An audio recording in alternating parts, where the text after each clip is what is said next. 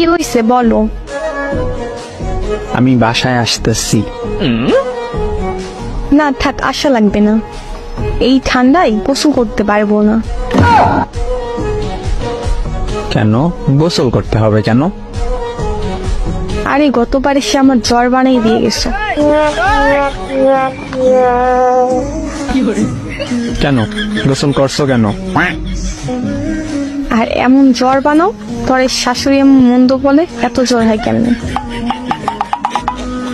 আমি তো আর বলতে পারি না তার ছেলের জন্য সকাল সকাল গোসল করতে হয়। আরে আমি সেইটা বলি নাই, মানে এই জন্য আসবো না। তুমি সবসময় এটাই বলো, কিন্তু ঠিক আমার জ্বর হয়। আরে সত্যি বলতেছি। গতবারও বলছো।